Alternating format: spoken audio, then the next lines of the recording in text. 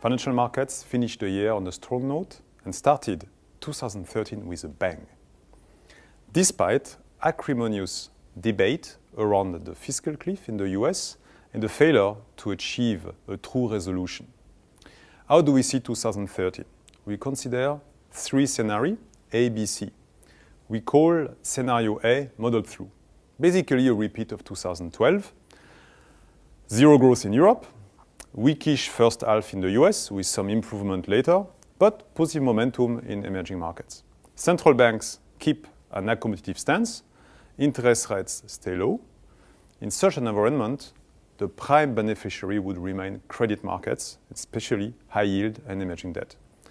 While equity would do relatively well, but with a limited upside given modest earnings growth. Such an environment would be supportive for gold. We assign a 55% probability to this scenario. We call scenario B, America is back. Let's imagine that the US managed to deliver a long-term credible plan for fiscal consolidation. Cash-rich companies would at last be able to plan for the future and would start an upcycle in investment, boosting hirings.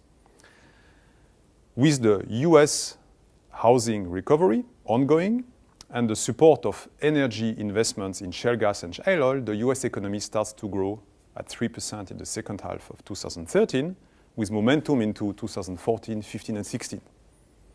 With the unemployment rate coming down, you can imagine the Fed signaling an end to QE3 and at some stage an end to zero interest rate policy. What happens to markets in such a scenario? Treasury yields would go up. We cannot exclude a disorderly backup in yields, even if the Fed would probably not tolerate it. Equity markets and commodity markets would do well. Probably we would see the start of a bull market in the US dollar with negative consequences for gold and precious metals. But more importantly, we would see a shift in investor preference, investor mindset from protection and capital preservation, which has been prevalent since the onset of the financial crisis in 2008, to more risk-seeking attitude. So from fear to greed. We assign a non-trivial 35% probability to this scenario. Scenario C, an adverse political event in Europe can always happen, failed negotiations around the debt ceiling in the US, or geopolitical tension. In such a situation, confidence would turn negative, with equity markets correcting and rally in treasuries. What did we do in portfolios in December and early January?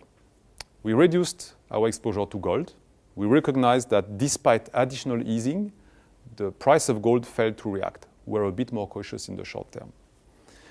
We have taken profit on part of our Japanese equity position after a strong performance. And last but not least, we have increased again our exposure to local emerging debt, which is our preferred asset in 2013.